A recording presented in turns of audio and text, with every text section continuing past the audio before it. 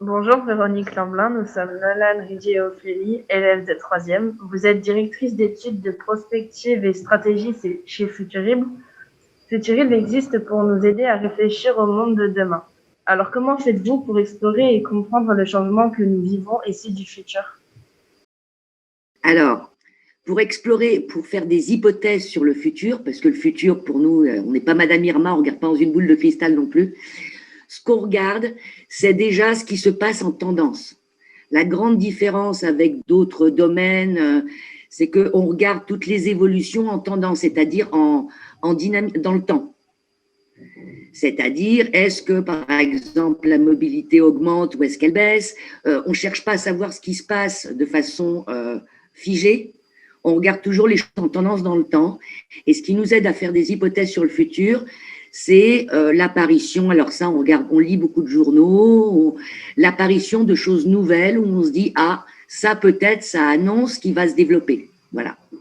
Mais on travaille beaucoup avec ce qu'on appelle des signaux faibles, c'est-à-dire des choses qui apparaissent à un endroit et qui sont amenées éventuellement à se développer. Voilà. Merci. Mais on regarde beaucoup d'informations. Prochaine question. À l'avenir, à quoi ressembleront nos modes de déplacement? Alors, nos modes de déplacement, ils seront assez proches de ce qu'on connaît aujourd'hui quand même. Enfin, l'avenir, ça dépend quand est-ce que c'est. Mais dans les 20 prochaines années, en gros, ils vont ressembler quand même à ce qu'on connaît. Il est quand même écrit ou très probable que, par exemple, les voitures vont devenir plus électriques. Les modes de déplacement vont devenir plus électriques et moins thermiques. C'est imposé par la réglementation pour éviter la pollution dans les villes, etc. Il est probable aussi que dans les très grandes villes, il y ait beaucoup moins de voitures. Enfin, on va interdire progressivement les voitures thermiques, bon, pour être remplacées en partie par des véhicules électriques. Vous avez probablement déjà vu que, notamment dans les villes, se développaient ce qu'on appelle les nouvelles mobilités, c'est-à-dire les trottinettes électriques, les vélos assistance électrique, etc. Parce que les collectivités locales favorisent leur développement aussi. Donc, et puis une mobilité probablement plus partagée. C'est-à-dire que ce qu'on appelle la mobilité partagée, c'est des vélos en libre service, mais aussi des voitures en libre service, comme il y a eu des autos libres, des choses comme ça. Le plus grand changement, ça risque de venir des voitures autonomes. On risque d'avoir des voitures complètement automatisées, parce que ça existe déjà, même si elles sont en essai depuis longtemps, des voitures autonomes, où on n'aura qu'à programmer sa destination et elles s'y rendront toutes seules. Mais ces voitures autonomes, dans un premier temps, ça va être des voitures qui roulent à 30 km/h. Hein. Ce ne sera pas des voitures comme on les connaît aujourd'hui, qui vont à toutes les vitesses et qui vont partout. Ce sera probablement des voitures qui seront restreintes au centre-ville et qui vont rouler pas très vite. Alors, en parallèle, sur des vraies voitures comme on les connaît, il y a de plus en plus de fonctions autonomes qui vont se développer. Par exemple, sur des modèles haut de gamme, chez Mercedes, existent des fonctions où, sur l'autoroute, uniquement dans des endroits bien balisés, on peut se mettre en conduite autonome. C'est-à-dire que la voiture va suivre elle-même la route de l'autoroute sans qu'on ait besoin d'intervenir. Mais la voiture complètement autonome, ça va prendre beaucoup de temps. Mais c'est presque plus un problème de réglementation et de responsabilité en cas d'ennui qu'un problème technique. Voilà. Et puis le fait que les systèmes de conduite autonome, ils ne marchent pas encore très bien s'il y a de la neige, s'il y a une grosse pluie, enfin voilà. Donc, ça va se développer, mais probablement dans des endroits restreints, soit à très basse vitesse, soit sur l'autoroute, et pas forcément par tout temps. Voilà. Merci. Mais ça va être lent. Voilà. Est-ce qu'il y aura des voitures volantes dans le futur?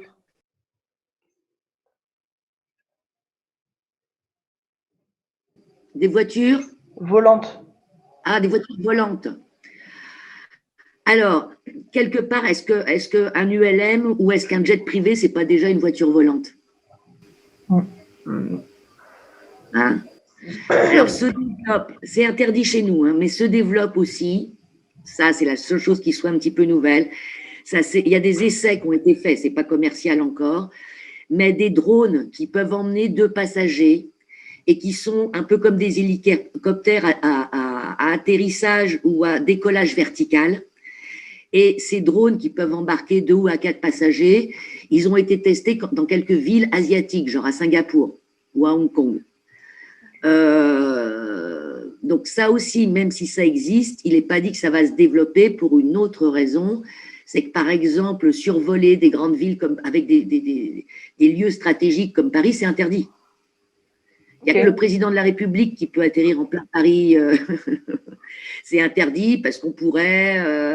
il y a des risques d'attentats, il y a des risques d'accidents, ça pourrait tomber sur des zones très habitées, etc. Donc, c'est pareil, ça existe. Ça risque d'être réservé aux très, très riches dans les 10 années qui viennent, en tout cas. Et dans les villes asiatiques. Voilà. Mais ça existe déjà.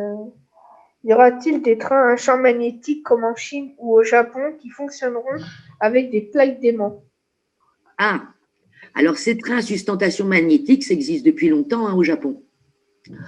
Je dirais que c'est presque une histoire de brevet et de développement industriel. Nous, on a choisi une autre technologie avec nos TGV, dont la SNCF détient les brevets. Ça m'étonnerait qu'ils développent ces trains-là en France, parce qu'il faudra acheter les brevets des autres. Mais c'est presque plus un enjeu industriel, je dirais, de brevets et de propriété intellectuelle qu'un problème de développement technologique, puisque ça existe déjà en Chine et au Japon, comme vous le savez bien. Ok. Est-ce qu'il y aura des panneaux solaires sur les autoroutes? Alors, des panneaux solaires sur les autoroutes, il y en a déjà. Est-ce que vous avez remarqué que les téléphones d'appel d'urgence sur les autoroutes, ils sont déjà équipés de panneaux solaires? Alors, juste pour alimenter un téléphone d'appel d'urgence. Mais il est probable qu'avec le développement des voitures électriques, on ait par exemple des zones de rechargement de voitures électriques qui est par exemple un toit avec des panneaux solaires. Ça, c'est probable que ça va se développer. Après, panneaux solaires sur les autoroutes, je ne sais pas ce que vous imaginez. Quoi faire? Je sais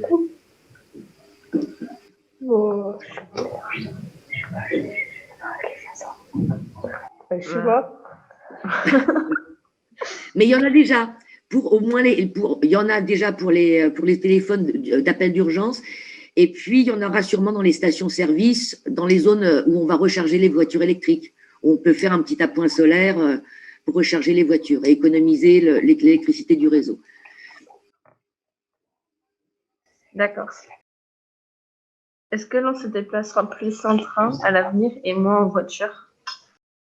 Ah, alors ça, c'est une grande question. Tous les gens qui s'occupent de l'environnement, ils préféraient que les gens se déplacent en train plutôt qu'en voiture, parce que c'est plus économe, que ce soit en termes d'énergie, mais aussi d'objets fabriqués finalement. Un train, il transporte beaucoup plus de personnes qu'une voiture. Ceci étant, ce qui va permettre que le train se développe peut-être plus, c'est que si la vitesse est plus restreinte pour les voitures, aujourd'hui, on est limité sur les routes nationales à 80 km/h. Si on peut se déplacer beaucoup plus vite en train, il est probable qu'on utilise davantage le train. Mais le train ne va pas partout. Et l'avantage de la voiture, c'est qu'elle peut aller absolument partout, même là où il n'y a pas de gare.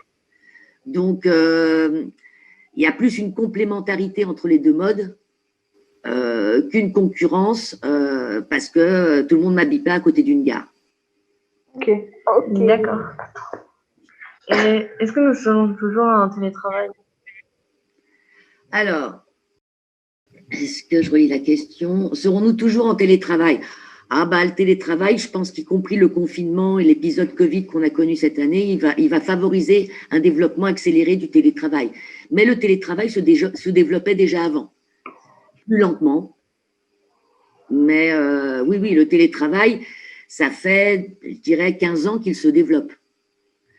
Alors, c'est pas facile dans les organisations, il faut faire confiance aux gens pour qu'ils soient à distance. Mais non seulement le télétravail se développait déjà, mais la crise de 2020 va faire que le télétravail va probablement s'accélérer. Les gens qui auront été obligés d'être en télétravail vont peut-être souhaiter y rester un petit peu. Peut-être pas autant qu'en confinement, c'est sûr, mais oui, ça va se développer le télétravail. Merci. D'accord. mais pas pour tout le travail. Comment allons-nous faire si nous n'avons plus suffisamment d'énergie fossile pour vivre sur notre planète et donc plus de gasoil pour se déplacer? Alors, déjà, il y a d'autres choses. Il y a quand même l'électricité. Alors, même si l'électricité, on la produit encore beaucoup avec des fossiles, on produit beaucoup d'électricité avec le nucléaire, avec les énergies renouvelables. Donc, les nouvelles mobilités sont plutôt électriques. Comment rouleront les voitures? À hydrogène, à l'électrique? Ah, je dirais que dans un premier temps, plutôt à l'électrique qu'à l'hydrogène, parce que le problème de l'hydrogène, c'est qu'il faut le produire. L'hydrogène, ça n'existe pas à l'état naturel comme ça. Et souvent, soit on le produit aujourd'hui, on le produit à partir de gaz naturel. Le problème, c'est que si on le produit à partir de gaz naturel, on produit des gaz à effet de serre qui sont pas très, qui aident pas la planète pour stabiliser le climat. L'autre moyen de produire l'hydrogène, c'est d'utiliser de l'électricité d'énergie intermittente comme le solaire et l'éolien. Mais dans ce cas-là, on perd beaucoup d'électricité à fabriquer de l'hydrogène. Ok. Donc pour l'instant, l'hydrogène dans la mobilité, on l'imagine davantage pour les camions, pour des véhicules qui font des très longues distances et où on ne peut pas mettre suffisamment de batterie pour que ça ait suffisamment d'autonomie, pour parcourir 1000 km par exemple. Donc là, on pourra avoir des véhicules, des camions par exemple, à batterie plus hydrogène, pour faire un complément. Mais pour des voitures, c'est assez peu probable, parce qu'on commence à avoir des batteries qui fonctionnent bien. D'accord. Comment faire pour que les batteries soient moins polluantes à l'avenir? Travailler au recyclage de ces batteries. Surtout travailler au recyclage. Mais déjà, nos batteries au plomb, elles ne sont pas toujours recyclées. Les nouvelles batteries, les lithium-ion, il faut travailler au recyclage. On sait en recycler à peu près de mémoire 75 à 80%. Il faut vraiment travailler au recyclage de ces batteries. Savoir recycler tous les éléments, en particulier tous les composants un peu polluants et chers qui les fabriquent, pour arriver à les recycler et faire de nouvelles batteries. Ok, merci. D'accord. Est-ce que l'on découvrira d'autres minerais pour pallier au manque d'énergie fossile? Ah, ça, c'est une grande question. Pour l'instant, même quand on fait des explorations spatiales, on a tendance à chercher que les minerais qu'on connaît déjà, qui nous sont déjà utiles. Alors ça, c'est une question. Là-dessus, j'ai pas. Est-ce qu'on en découvrira? Pourquoi pas? C'est vrai que l'uranium, avant qu'on sache utiliser l'énergie nucléaire, ça n'avait pas grande valeur. Donc, du jour au lendemain, quelque chose, même qu'on connaît, peut acquérir de la valeur et de l'utilité parce qu'on sait l'utiliser. Donc, peut-être que ça arrivera. Mais là, pour l'instant, on n'a pas d'idée. On n'a pas d'idée et on n'en connaît pas. Serons-nous moins ou plus autonomes finalement dans le futur? Alors, plus autonome, je ne sais pas ce que vous voulez dire par autonome. Est-ce qu'on fera plus de choses tout seul? Est-ce qu'on fera plus de choses tout seul? J'espère qu'on aura toujours besoin de liens sociaux et de travailler avec les autres quand même. Ce serait un peu triste sinon. Plus autonome, on l'est de plus en plus. Regardez, on peut faire des réunions en étant chacun avec son appareil. Les voitures vont devenir plus autonomes. Donc, on sait qu'on va avoir un développement de la robotique parce que les voitures autonomes, c'est rien d'autre qu'un robot finalement. Donc, quand on parle d'autonomie, des objets autonomes, oui, on va en avoir puisqu'on aura de plus en plus de robots. Est-ce que nous, on deviendra plus autonomes? Avec l'aide de ces robots, peut-être.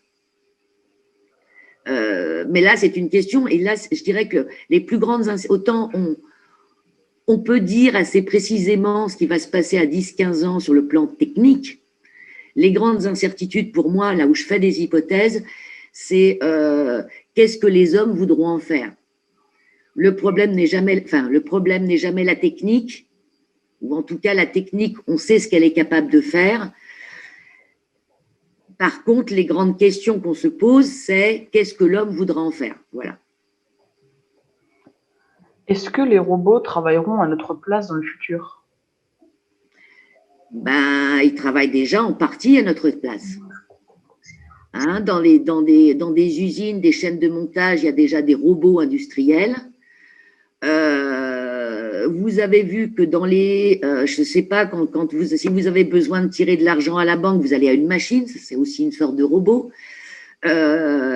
On pourrait déjà aujourd'hui remplacer toutes les caissières de supermarchés par des robots. Hein, scanner, un robot, il sait le faire. Donc, c'est sûr qu'il y a des robots qui vont pouvoir faire certaines des tâches qu'on fait aujourd'hui. Maintenant, est-ce qu'ils pourront pas forcément tout faire? Un robot, il est programmé pour une tâche précise. Il n'est pas aussi flexible qu'un être humain encore. Donc, les robots, ils ne vont pas remplacer les êtres humains dans toutes les dimensions. Ça, c'est pas possible.